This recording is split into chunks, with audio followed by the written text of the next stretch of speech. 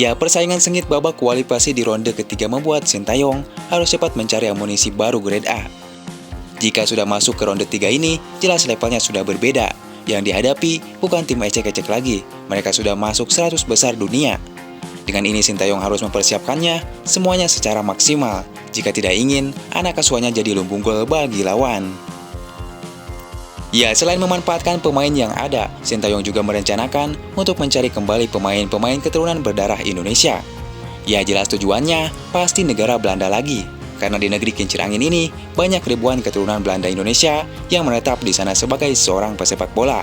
Ayah juga Belanda kembali menjadi negara tujuan Sintayong untuk mencari pemain keturunan. Dulu, Sintayong juga sempat membidik Tijjani Reinder yang saat ini bermain untuk timnas senior Belanda, juga bermain untuk AC Milan. Namun sayang, Tijjani Reinder lebih memilih untuk tim oranye tersebut. Maka Sintayong dari sekarang memutuskan untuk mencari pemain keturunan yang sangat muda, contohnya seperti Raphael Struijk, Iva Jenner, hingga Justin Hubner. Jelas tujuannya adalah untuk mengunci mereka sebagai WNI. Jangan sampai mereka seperti Tijjani Reinder yang keduluan diboyong timnas Belanda.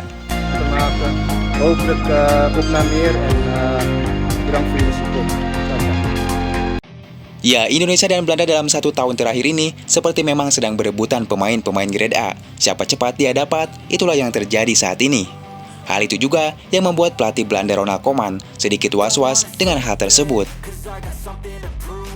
Bagaimana tidak, Sintayong tidak mau kalah dengan pelatih Belanda. Sintayong memutuskan untuk lebih cepat mengambil pemain-pemain muda yang justru bakal jadi babat bibit penerus timnas senior Belanda. Hal itulah yang membuat publik Belanda cemas. Ya, memang Ronald Koeman sudah memprediksi bahwa akan ada banyak pemain Belanda yang berpindah ke warganegaraan menjadi WNI jika skuad Garuda terus berprestasi bahkan lolos ke Piala Dunia. Saya rasa kepindahan ke warganegaraan banyak pemain ini sangat disayangkan karena pasti akan lebih banyak lagi pemain yang menyusul jika Indonesia mampu menembus Piala Dunia nanti, ujar Ronald Koeman.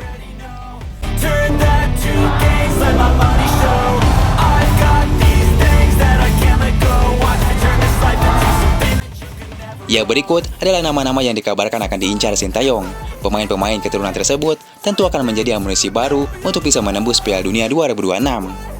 Sebut saja seperti Martin Pais, Jairo Riedewald, Kevin Dix, hingga Ole Romeni adalah sebagian nama-nama yang sudah terdaftar sebagai pemain keturunan yang diincar Sintayong.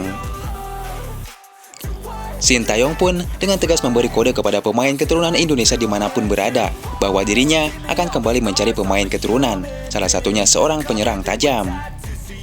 Memang, jika ada pemain yang berdarah Indonesia dan kualitas baik, pastinya akan diajukan untuk naturalisasi lagi, ujar Sintayong. Di balik itu, Sintayong juga tidak puas dengan lini depan timnas Indonesia yang diisi oleh Raphael Struijk, Ragnar Oratmangun, dan Dimas Derajat. Dari 8 pertandingan terakhir, timnas Indonesia kebanyakan mencetak gol dari seorang gelandang dan pemain bertahan. Jujur saya tidak bisa memberi nilai baik kepada lini depan. Memang mereka harus mengevaluasi diri dengan baik. Saya akan terus mencari pemain lini depan yang lain, ungkap Sintayong. Ya, kini PR besar dan memang sulit mencari sosok pemain untuk lini depan. Pasalnya timnas pusat alias timnas Belanda juga sedikit kesulitan mencari sosok striker murni yang tajam. Timnas Belanda juga kebanyakan gol mereka juga bukan dari sosok penyerang. Ya, semenjak pensiunnya Van Persie di timnas Belanda, tim oranye juga kesulitan sama halnya dengan Indonesia dalam mencari sosok penyerang.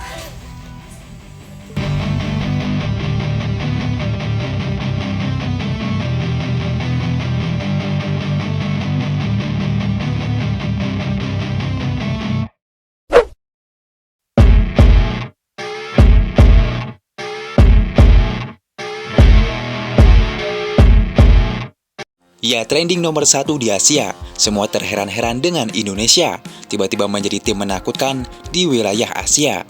Bahkan pelatih Filipina Tom Saintfiet mengutarakan Indonesia sekarang berada di level tertinggi dan akan hampir setara timnas Korea Selatan dan timnas Jepang.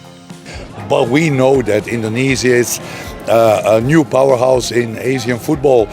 The team is very strong from Indonesia. The players. Ya, bukti nyatanya timnas Indonesia saat ini sedang menyelamatkan wajah ASEAN.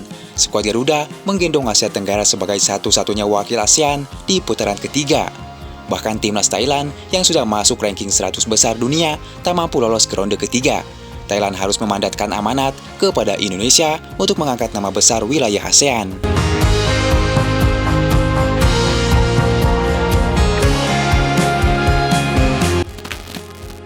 Ya, timnas Indonesia membawa nama ASEAN ke putaran ketiga setelah mengalahkan asuhan Tom Saintfiet.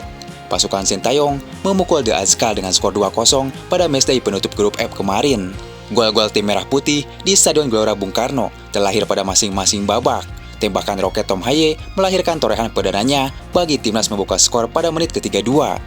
Kemudian sundulan Rizky Ridho 11 menit pasca jeda menyegel angka penuh untuk sang Garuda. Tambahan 3 poin dari GBK memastikan Indonesia finish sebagai runner-up di bawah Irak dengan koleksi 10 poin. Kemarin, tim Garuda jadi tidak harus tergantung hasil laga Irak versus Vietnam yang digelar 5 jam kemudian di Basra. Indonesia menjadi satu-satunya wakil ASEAN yang berhasil melaju ke ronde ketiga dan menjadi satu-satunya harapan bagi Asia Tenggara. Publik Asia Tenggara pun mendoakan Indonesia agar bisa berbicara banyak, meski menjadi tim dengan ranking FIFA paling terendah, yaitu 133 dunia.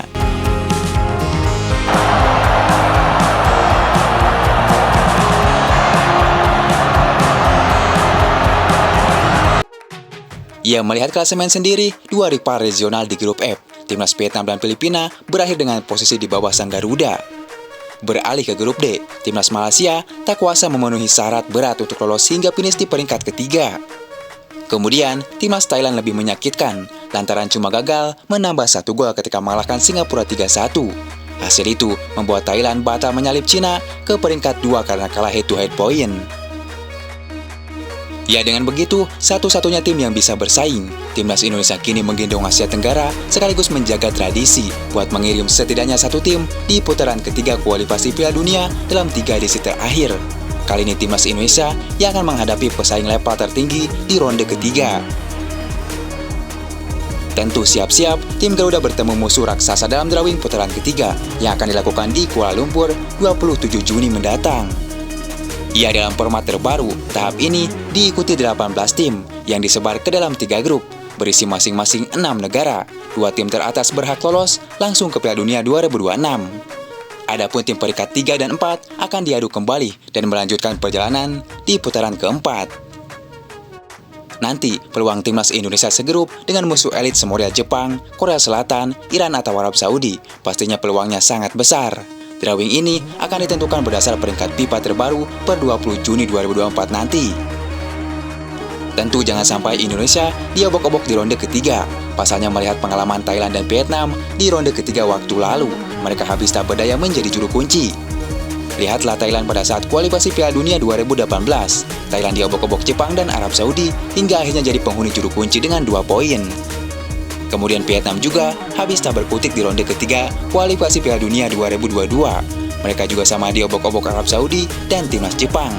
Ini menandakan tim ASEAN begitu sulit untuk menembus Piala Dunia hingga saat ini.